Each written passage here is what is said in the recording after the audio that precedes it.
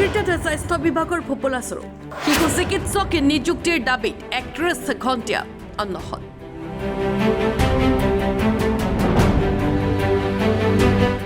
ৰাজ্যৰ স্বাস্থ্য খণ্ডৰ উন্নয়ন কেৱল অসম চৰকাৰৰ ফুলজাৰিহে। আজিও চিকিৎসা সেৱাৰ পৰা বঞ্চিত ৰাজ্যবাসী। মাৰ্ঘেৰিটাত স্বাস্থ্য বিভাগৰ একেবাৰে পুতলগা অৱস্থা। মাৰ্ঘেৰিটাৰ সাধাৰণ মানুহৰ একমাত্ৰ চিকিৎসাৰ আশা ভৰসাৰ মাৰ্ঘেৰিটা অসামৰিক চিকিৎসালয়ত দীৰ্ঘদিনে নাই এজন শিশু চিকিৎসক। ফলত সৰ্বসাধাৰণ ৰাইজে চিকিৎসাৰ ক্ষেত্ৰত দুৰ্ভোগ ভুগি আহিছে। আজি মাৰ্ঘেৰিটাৰ অসামৰিক চিকিৎসালয়ত শিশু চিকিৎসক নিযুক্তিৰ দাবীত এজেৱাইচিপিৰ মাৰ্ঘেৰিটা আঞ্চলিক কমিটিৰ 31 ঘণ্টীয়া অনশনৰ কাৰ্যসূচী গ্ৰহণ কৰিবলৈ বাধ্য হ'ল। এয়াই হৈছে অসম চৰকাৰৰ স্বাস্থ্য বিভাগৰ উন্নয়নৰ নমুনা। আজি পুৱাৰে পৰা আৰম্ভ হোৱা এই অনশন কাৰ্যসূচী অহা কাইলৈ সামৰণি পৰিব। যুৱ ছাত্ৰ পৰিষদ মাৰ্ঘেৰিটা আঞ্চলিক সমিতিখনে আজি উত্তৰ মাৰ্ঘেৰিটা ৰঙত 31 ঘণ্টীয়া অনশন কাৰ্যসূচী ৰূপায়ণ কৰিছে। যিহেতু মাৰ্ঘেৰিটা অসামৰিক চিকিৎসালয়খন দীৰ্ঘদিনৰ পৰা শিশু চিকিৎসক নথকাৰ বাবে সৰ্বসাধাৰণ জনসাধাৰণ কিন্তু আজি বিভিন্ন ধৰণৰ তেখেতসকলে সমস্যাৰ সন্মুখীন হ'বলগীয়া হৈছে। যি সময়ত অসমৰ চৰকাৰে ঢাকঢোল বজাই চিকিৎসাৰ উন্নত মানদণ্ড হৈছে বুলি তেখেতসকলে, কিন্তু আজি সকলো কথা ধোঁৱা চাঙত উপনীত হৈছে। মুখ্যমন্ত্ৰী হিমন্ত বিশ্ব শৰ্মাৰ অকৰ্মণ্যতাৰ বাবে আজি মাৰ্ঘেৰিটা অসামৰিক চিকিৎসালয়খনত এজনো শিশু চিকিৎসক নথকা এয়া কিন্তু এটা পৰিতাপৰ বিষয়। গতিকে অসম চৰকাৰক আমি সকীয়াই দিছোঁ, অতি শীঘ্ৰে মাৰ্ঘেৰিটা অসামৰিক চিকিৎসালয়খনত শিশু বিশেষজ্ঞ এজন আমাক লাগিব, অন্যথাই কিন্তু অসম জাতীয়তাবাদী যুৱ ছাত্ৰ পৰিষদে তীব্ৰ গণ আন্দোলন কৰিবলৈ বাধ্য হ'ব।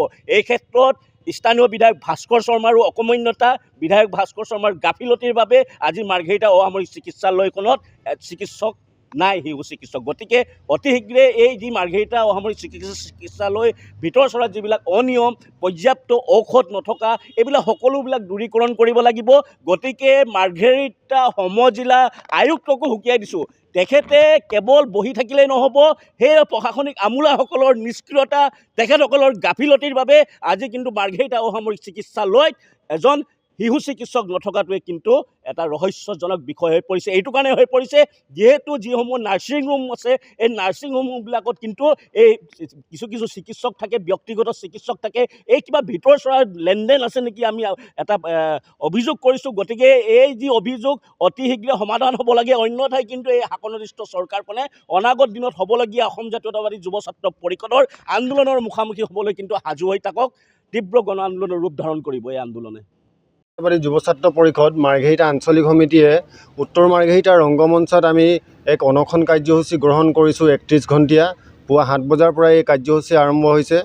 আৰু আমি জনাব বিচাৰিছোঁ যে মাৰ্ঘেৰিটা অসামৰিক চিকিৎসালয়ত এজন শিশু চিকিৎসকৰ বাবে আমি বহু সময়ত দাবী উত্থাপন কৰি আহিছোঁ। যিহেতু ইয়াত মাৰ্ঘেৰিটাত বসবাস কৰা সৰ্বসাধাৰণ ৰাইজে যেতিয়া তেখেতসকলৰ শিশুসকলৰ চিকিৎসাৰ বাবে উক্ত চিকিৎসালয়ত যেতিয়া যায়, কিন্তু কোনো ধৰণৰ চিকিৎসক নথকাৰ বাবে বহু সমস্যাৰ সন্মুখীন হৈ আহিছে। গতিকে আমি সদায় দাবী উত্থাপন কৰি আহিছোঁ, অতি শীঘ্ৰে অসম চৰকাৰে তথা অসম চৰকাৰৰ স্বাস্থ্য বিভাগে মাৰ্ঘেৰিটা অসামৰিক চিকিৎসালয় যি আছে, এই চিকিৎসালয়ত অতি শীঘ্ৰে যি শিশু চিকিৎসক, এই শিশু চিকিৎসকৰ ব্যৱস্থা কৰি দিয়ে, এজন শিশু চিকিৎসক নিযুক্তি আমি দাবী উত্থাপন কৰিছোঁ। মাৰ্ঘেৰিটাৰ পৰা মৃদু বৰাৰ ৰিপৰ্ট, এণ্টনি ফৰাছা।